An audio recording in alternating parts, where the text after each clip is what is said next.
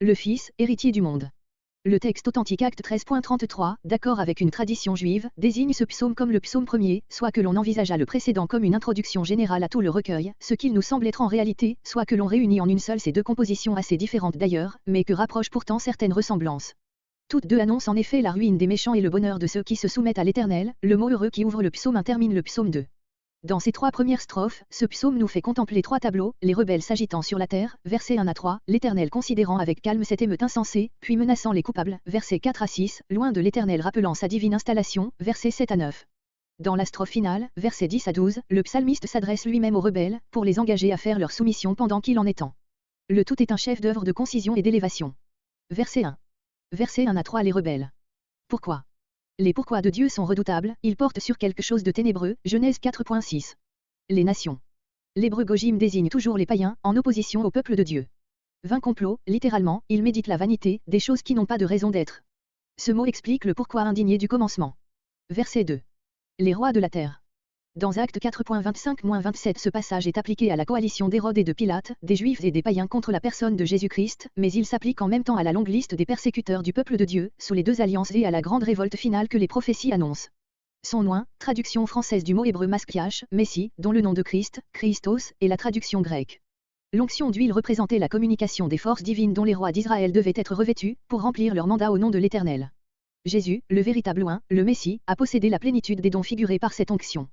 Dieu la oint du Saint-Esprit et de force, Acte 10.38. Verset 4. Verset 4 assis l'attitude de l'Éternel. Rien de plus grand que ces traits brefs et rapides, où sont dépeintes le calme de l'Éternel, assis dans les cieux, en face de l'agitation des peuples, sa raillerie en face de leurs prétentions, son indignation en face de leurs péchés. Le tout aboutit à une déclaration qui épouvante les révoltés. Il se rit. Qu'ils s'élèvent tant qu'ils voudront, jamais ils n'atteindront jusqu'au ciel, même quand ils pensent mêler le ciel avec la terre, ils sautent comme sauteraient les cependant le Seigneur, étant en repos, regardent d'en haut leurs émotions enragées. Calvin. L'ironie divine se manifeste souvent par les résultats pitoyables auxquels aboutissent les combinaisons orgueilleuses de ses adversaires. Verset 5. La traduction ne peut qu'affaiblir considérablement ce verset, dont presque tous les mots, en hébreu, se terminent par le même son grave et menaçant. Puis, littéralement, alors, quand le temps de la patience a assez duré. Verset 6. Et moi. Ce mot, par lequel l'Éternel rappelle toi accent grave coup sa présence et ses droits à ceux qui comptent sans lui, fait penser à la manière soudaine en laquelle il est souvent intervenu dans l'histoire, lorsque, par exemple, il regarda les Égyptiens, Exode 14.24, et surtout lorsque le Seigneur sortit du tombeau, Matthieu 28.2. C'est une intervention semblable qui mettra fin à la révolte des derniers temps. Verset 7. Verset 7 à 9 l'Éternel ne s'attarde pas à parler aux méchants. C'est son oint lui-même qui révèle le décret en vertu duquel il règne. Tu es mon fils. Le titre de fils avait été donné dès l'origine à Israël dans son ensemble, Exode 4.22. Plus tard, le prophète Nathan, annonçant à David les bénédictions promises à sa descendance, s'exprime au nom de l'Éternel en ces termes, « Je lui serai père et il me sera fils » de Samuel 7.14. Ainsi le titre de noblesse accordé à Israël s'applique maintenant plus spécialement à une famille, mais sans se rapporter encore à un individu. En effet, nous ne voyons pas David ou tel de ses descendants se donner à lui-même personnellement le nom de fils de l'Éternel. De l'oracle de Nathan à la déclaration de notre psaume il y a un grand pas. Ici, en effet, c'est un homme spécial qu'a en vue le psalmiste et qu'il désigne avec une insistance particulière par ces mots, « Toi, tu es mon fils, moi-même, je t'ai engendré ». L'auteur du psaume contemple un roi auquel aboutit la bénédiction promise à toute la race. « Je t'ai engendré aujourd'hui ».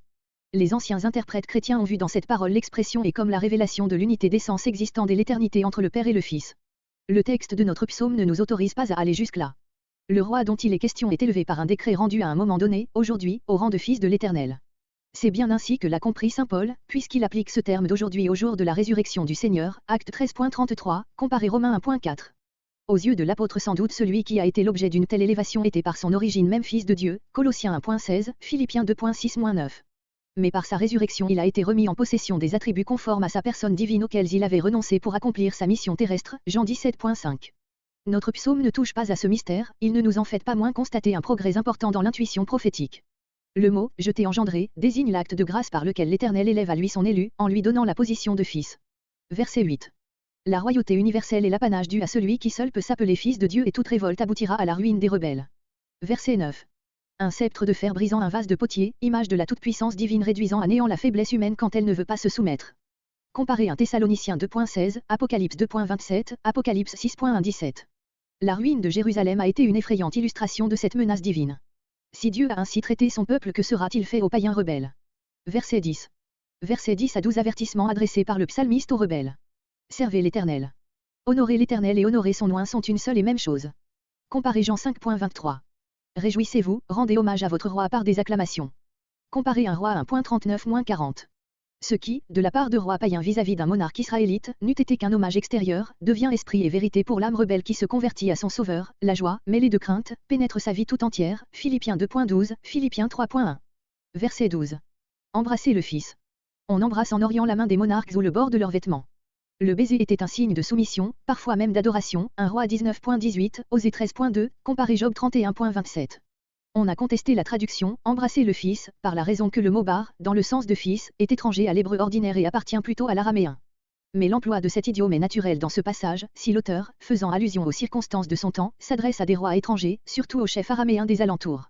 Comparez Jérémie 10.11, où le prophète met dans la bouche des Israélites captifs, en termes chaldéens, l'avertissement qu'ils doivent adresser aux païens qui les environnent. On trouve d'ailleurs le mot bar employé Proverbe 31.2. Enfin, des raisons d'euphonie empêchaient d'employer ici le mot usuel de ben, fils, qui ressemble trop à celui de peine, de peur que, qui suit immédiatement. Les traductions différentes que l'on a proposées donnent un sens peu satisfaisant, même banal, qui contraste avec la grandeur de tout le poème. Armez-vous de loyauté, embrassez le pur, servez purement. Heureux. Lumineuse perspective, au milieu de sombres nuages. Mais jusque dans cette promesse on entend gronder encore la menace, se réfugie. Le psaume 2 peut être comparé au portique grandiose qui ouvre le palais d'un roi. Dès l'entrée du livre des psaumes nous nous trouvons en face d'une grande prophétie messianique.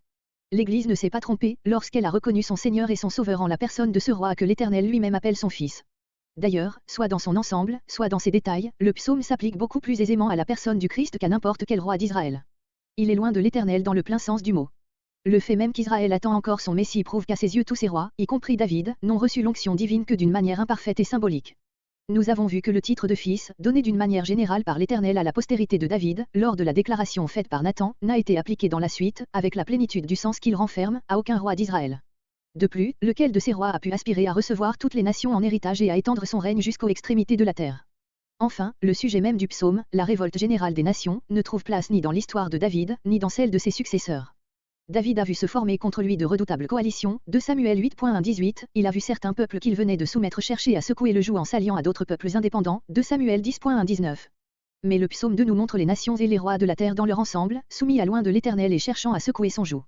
Le seul événement qui corresponde à cette conception est l'apostasie générale de la chrétienté qu'annonce, à la suite de notre psaume, les prophéties du Nouveau Testament et que nous voyons se préparer de nos jours.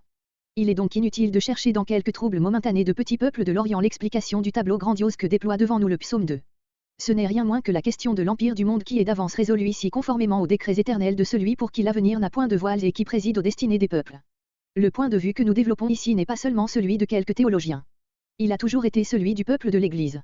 Même aux yeux des anciens commentateurs juifs, le héros du psaume n'était ni David, ni l'un de ses successeurs, mais le Messie attendu. L'opinion des rabbins ne s'est modifiée que par suite de leur controverse avec les chrétiens. À l'époque où apparut Jésus, les deux noms sous lesquels tant, ses ennemis que ses disciples désignaient le Christ attendu, étaient ceux de Messie et de Fils de Dieu, empruntés tous deux au psaume 2, Jean 1.34, Matthieu 26.63. Les nations nombreuses de notre psaume dans le Nouveau Testament, Actes 4.25-27, Actes 13.33, Hébreux 1.5, Hébreux 5.5, Apocalypse 2.27, Apocalypse 12.5, Apocalypse 19.15-21, nous montrent à quel point les premiers chrétiens y retrouvaient l'histoire de leur roi, les haines amassées contre lui, son élévation à la droite de Dieu, sa victoire finale. Qu'aujourd'hui encore, au milieu du soulèvement d'une partie de l'humanité contre le Christ et contre Dieu lui-même, l'Église prenne courage et contemple par l'œil du psalmiste la gloire de son Sauveur et la destruction certaine de tout ce qui s'oppose à son règne. Quelle date peut-on assigner à ce psaume? Comme pour mieux reporter nos regards sur celui qui est la source de toute inspiration prophétique, il se présente à nous à titre anonyme.